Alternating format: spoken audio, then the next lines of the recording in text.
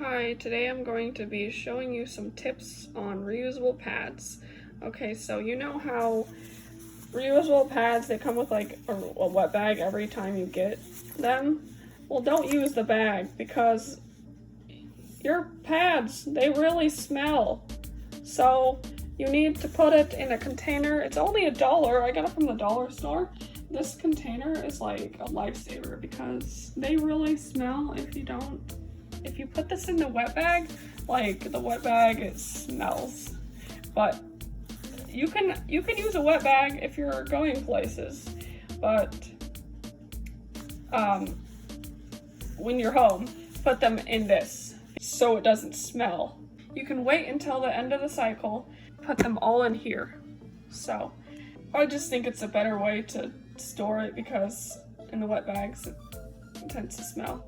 Alright, thanks for watching. Bye!